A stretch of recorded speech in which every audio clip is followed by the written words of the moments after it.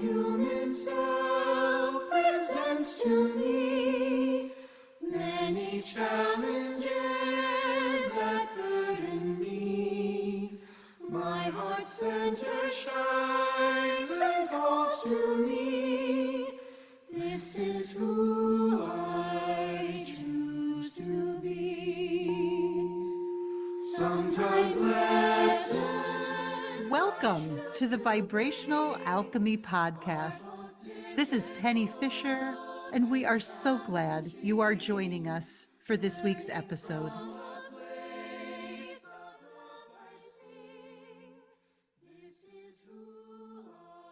One of these days, I am going to get caught singing along to the intro music because I usually am just humming away as that's going. But I didn't get caught today. So, welcome everyone to this episode of um, Living a Life of Balance and Ease. I am excited to have been and grateful to have been inspired yet again for this episode. So let me just talk a real quick minute about the title. So if you think about flailing, right? Flailing is when we have that experience of kind of in an almost an out of control way, trying to grasp and reach for something and we don't know what it is, and we're just trying to hold on and find something that anchors us, as opposed to flow, when we kind of surrender and trust and just let go and let things unfold as they're meant to, right? So this particular episode will connect, and we're going to wind around a little bit, but this is going to connect this the power of being in a flow state in order to move through our lives with more balance and ease. Because from the state of flow, we are making the decision to choose only love, right? We're noticing when we're out of alignment with that choice, and then we're going to allow ourselves to flow back in. All right. So we're going to actually start with the world of rock climbing. We are going to talk a little bit about the world of psychology, and then we're going to land back in our world of spiritual growth. All right. So, as so many of our episodes do, the inspiration for this episode came from a conversation I had with a young man who is unbelievably near and dear to my heart. And this beautiful being and we're talking about um, staying in flow, the challenges of releasing the illusion of control. And as we talked, TJ, who is literally a world-class rock climbing athlete, I'm sure there's a name, I don't know what it is. Sorry, TJ. Because he's so brilliant, he started to make connections between what we were talking about and his rock climbing experiences. And I shared with him as part of this an image that my guides had shared with me, many years ago, but I come back to often. And the image is the image of a river. And they say to me often, Philia, you can go into the river and you can flail about. You can throw your arms about and go crazy trying to find, something to hold on to or solid footing. Or you can rest on your back and you can just float with your arms open and flow and know that no matter what happens, even when the current gets super strong, even when there are waterfalls coming or rocks or rapids, that we are okay. We're safe, right? There is a higher power than ourselves. However, we are that power. So there's this profound connection that that is watching out for us, and we're okay, right? We're absolutely fine. And as we talked about this, TJ, in his amazing wisdom, 20-year-old brilliance, said, um, he said, it's scary to trust what you can't see. And you certainly can't see the river's current when you're in the river, right? And that's the challenge. That's the challenge of being human and making the choice not to flail, but to flow. And then he made this super cool connection to a technique that he's working on in his climbing life. Um, with all of my apologies to people who are rock climbers, because I'm speaking as the ultimate layperson here.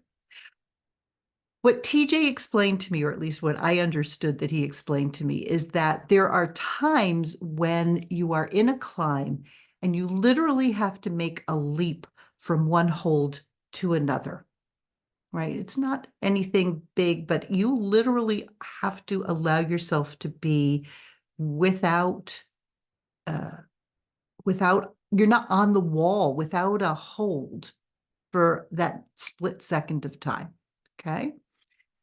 And as TJ was working on this, I guess it's a technique, he was noticing that he was flailing.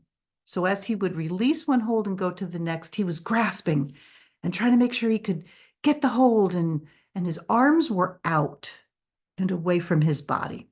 And he called that flailing, hence the title of the episode.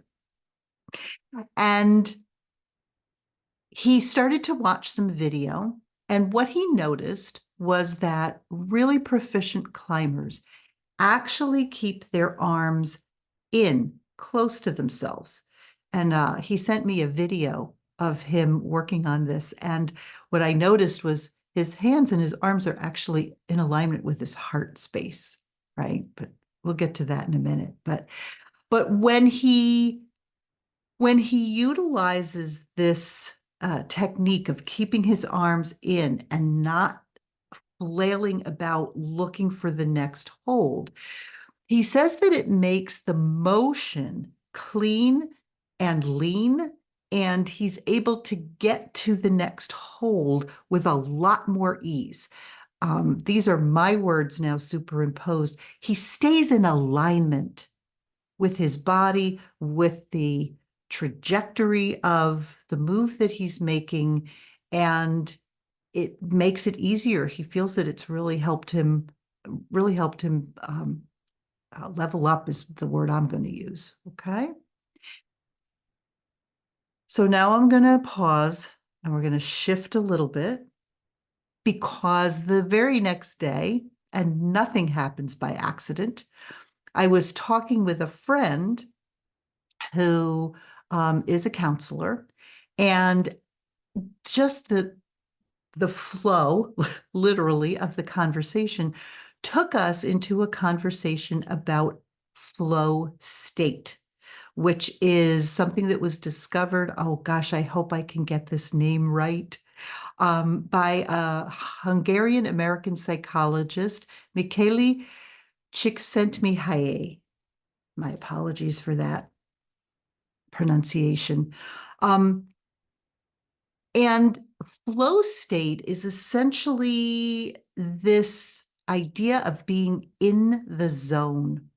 All right. If you've ever experienced it, you know what it's like. It's this moment when you are so totally present, so completely immersed in what you're doing, in the project you're working on, in the performance, in the athletic um, competition or practice period, that everything else kind of melts away.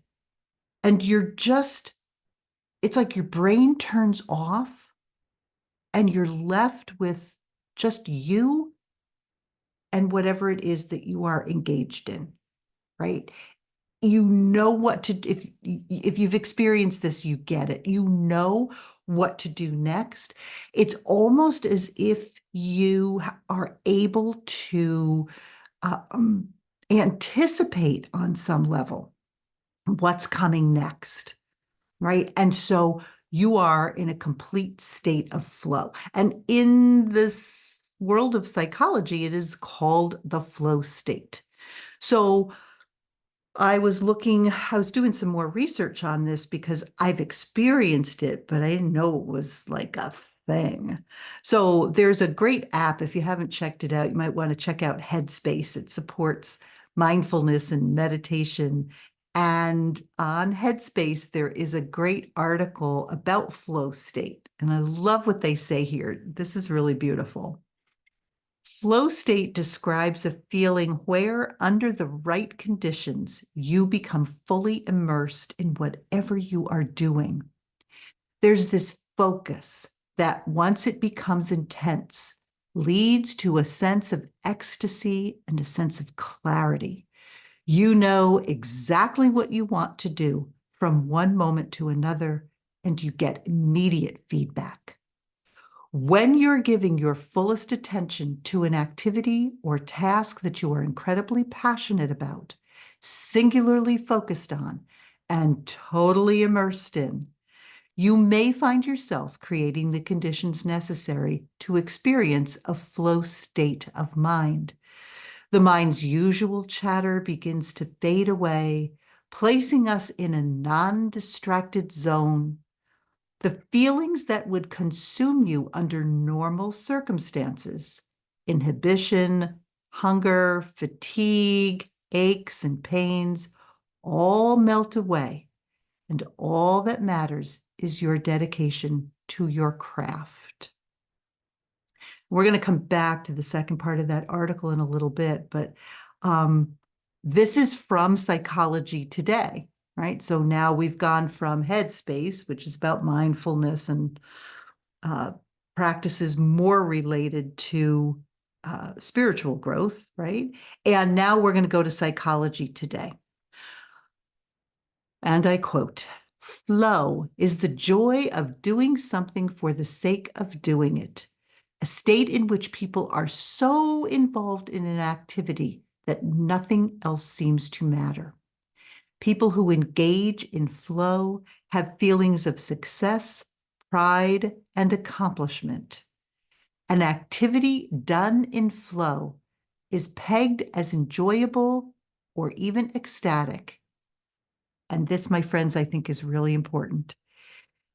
"Though the joy isn't at the fore during the task because the person is too busy feeling immersed in the experience." And so here I am, all jazzed up about flail to flow, and I'm going to share this podcast with you, and I get all of that drafted. And then I'm thinking to myself, okay, Penny, hold on. How does that help any of us? The name of our podcast series is Living a Life of Balance and Ease. So how does rock climbing and this idea of living in a flow state help us? Because it's great, and if you've experienced, you know it's really cool, but we can't live in a flow state every minute or every day. And then I started thinking, maybe we can. And so here's what I'm wondering. If you've been with me throughout this series, we have been talking about this reality that we are aspects of God's goddess, source, creator, creatrix, all that is, in whatever way you experience source energy. And we've been talking about how we exist because source wanted to extend itself. Source wanted to know itself and to extend itself.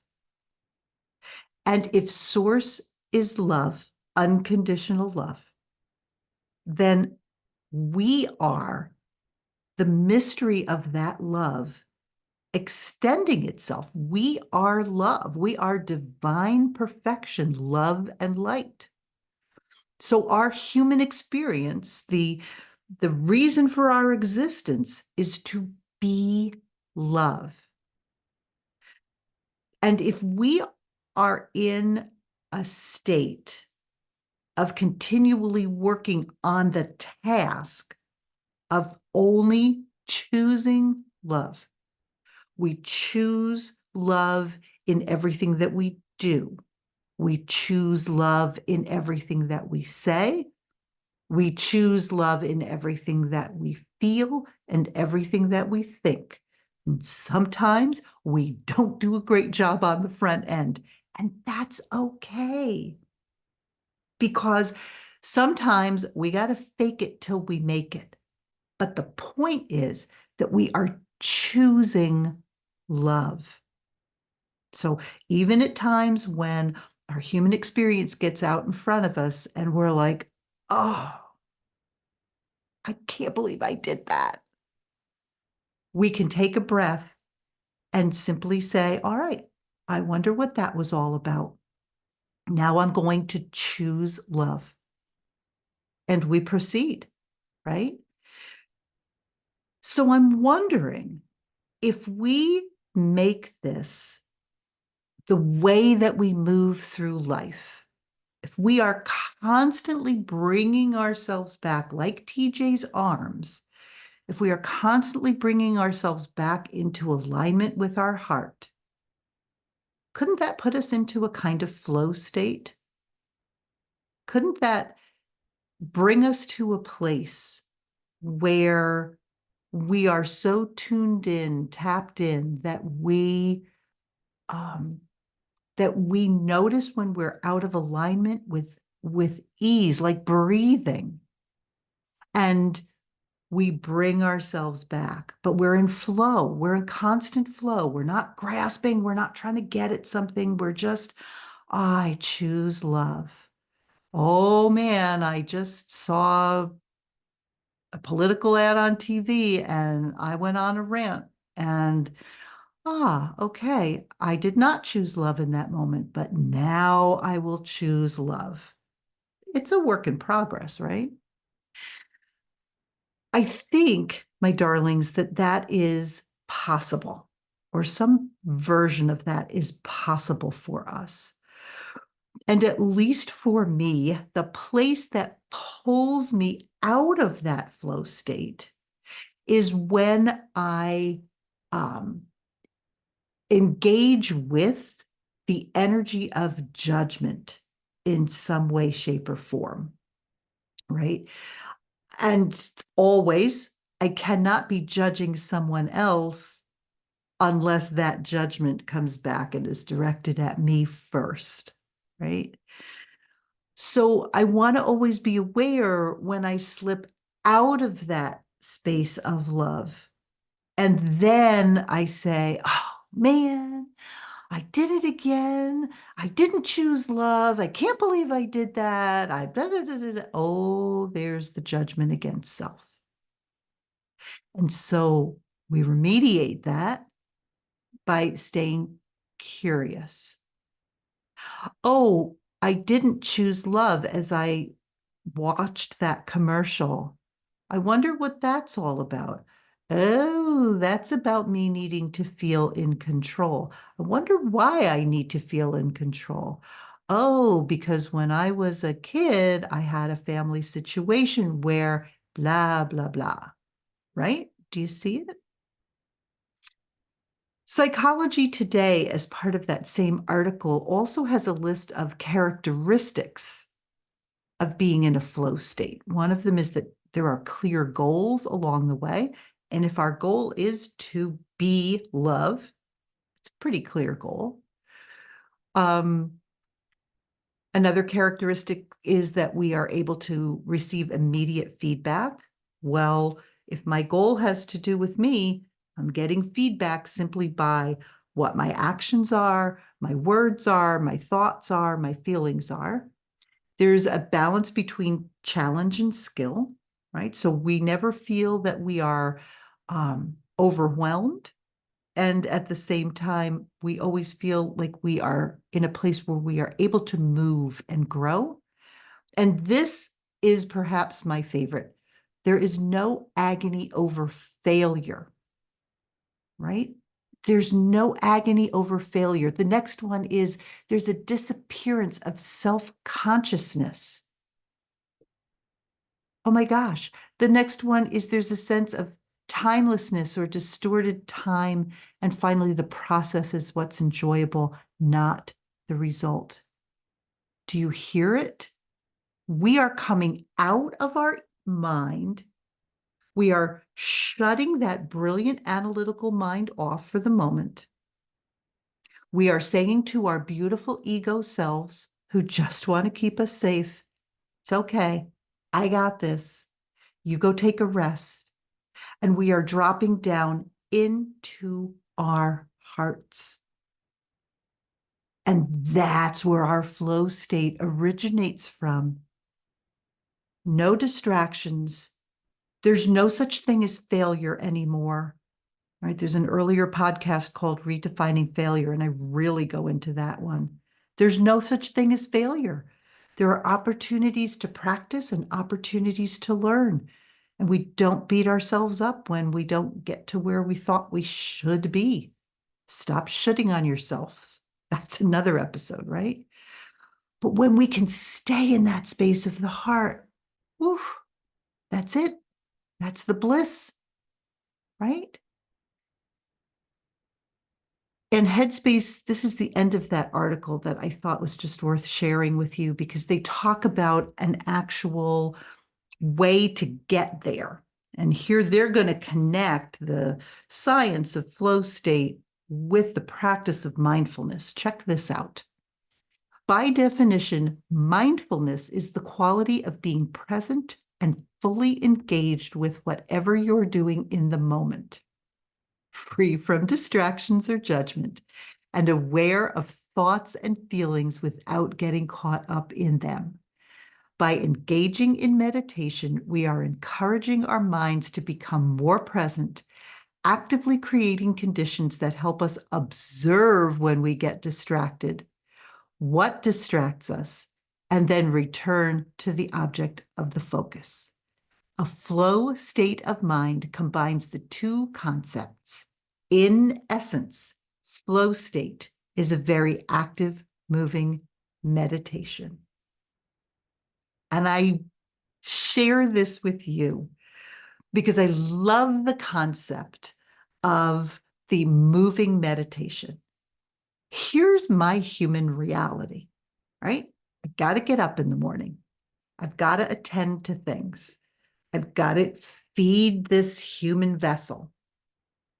For many, many years, I had to get to work. I had to go to meetings. I had to make sure that I was producing results. I took care of my children. I traveled. I went out for, I still do.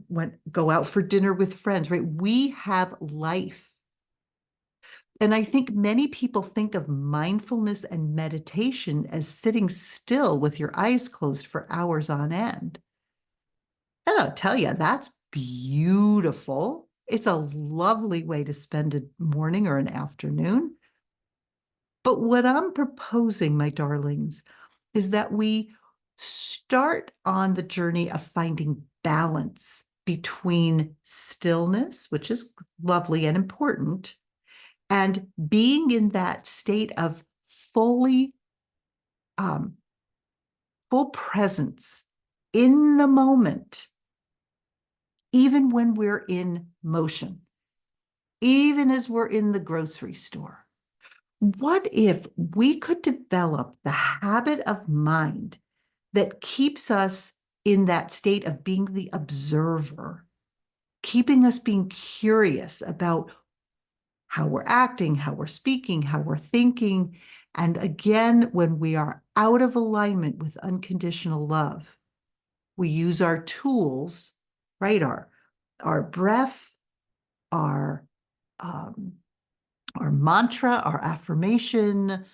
We phone a friend, we get on a yoga mat, we go to a sound bath meditation, we whatever it is, and it doesn't have to be in that moment. We just make a commitment to doing what needs to be done to help ourselves because we've recognized that we've fallen out of alignment for a reason.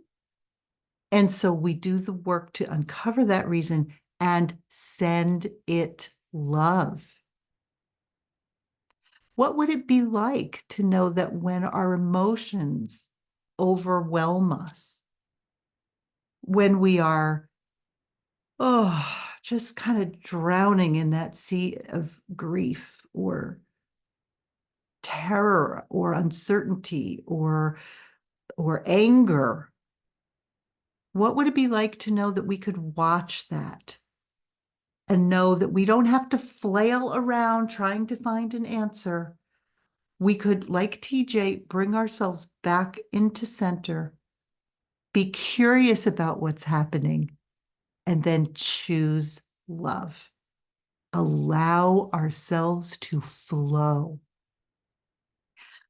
And I want to be very clear here, my sweeties. This is not about withdrawing from the world. This is not about quitting our jobs. This is about moving through our lives with awareness, with discernment. This is about navigating this human experience because, listen, folks, we chose this. We chose to incarnate onto this plane at this time. We chose our families, our situations for a reason. And so this is about staying incredibly present and noticing where our emotions and our actions and our words and our thoughts are saying to us, ding, ding, ding, ding, ding, there's old conditioning here. People are telling you you're not worthy, but really you are. People are telling you that you have to have control, but really you don't, right? We pay attention to where our very souls, the very fiber of our being, is crying out for us to let go of the idea of failure and come into alignment with love, to let go of the flailing. I have to be good enough. I have to be smart enough. I have to have enough in my bank account or I won't be loved. Ultimately, that's what it's all about. And we flow. And where do we flow, my darlings? We flow back into the heart space and we rest there. I think it was Mother Teresa or Saint Teresa who said, do small things with great love. And if we can go through our days, whether we're caring for someone who's ill, or we are running a giant corporation, or we are flipping burgers, or we are driving a truck, or literally anything in between, if we do it in alignment with unconditional love, if we are continuously committed and working to staying in a flow state that keeps us in alignment with our hearts, then we know what it feels like to move through our lives with more balance and ease. When we don't hold on to all of that heaviness, when we make the choice to release judgment against ourselves and just love ourselves, we show up in a very different way. I have a friend who is an amazing and powerful channel. And literally, as I was working on this episode, a text from her popped in, and she was sharing with a group of us a message that came through from Yeshua, from Jesus, from the Christ this morning. And I want to leave you with these words of wisdom about how supported we are in our work of moving from flailing to flow. This is a worthy practice, listening before you speak, going into the heart, and feeling the presence of love within self to then bring it out into the world. Thus is the true nature of mastery. Outside forces will attempt to disrupt this flow, but call upon Source for strengthening. It is of most importance, especially at this time, to stay focused upon the power of love, as it is your only truth to live by. And usually, my darlings, I would offer you a practice here, but instead it feels right to just offer a reminder. Find your heart space. Breathe your way into it. Visit often and rest in this sacred chamber. And the message that I have for you is this: for it is here that you can experience the fullness of the gift of unconditional love. And the vibration of this love will activate your DNA and awaken within you the memory of your true self. From here, you can enter the flow of the cosmic matrix and release all that no longer serves you, all that acts as constriction and contraction and hinders your connection to Source. For when you are in flow, you are fully present to the abundance and love that are available to you. And it is then, and only then, that you are able to rest in a place of profound peace and walk through your days in alignment with love, choosing minute by minute who and what you will be. And by practicing this alignment and this connection each and every day, my sweeties, you will find it gets easier and easier. It's going to become your default setting. Some days it'll feel like 2 steps forward and 1 back, and that's okay. Breathe, drop into your heart space, and send yourself love, because you're worthy of that. You can't not be worthy of it, because it's who and what you are. It's how Source sees you. Divine, perfect beings of love and light. And it is my sincere wish that that is how you come to see yourselves. It has, as always, been my unbelievable privilege and honor to be with you today and to think together about how we can flail less and flow more. This has been the Vibrational Alchemy Podcast. I am Penny Starhart, and until we are together again, remember always that you are loved and you are love. This is who I choose to be. This is who I choose to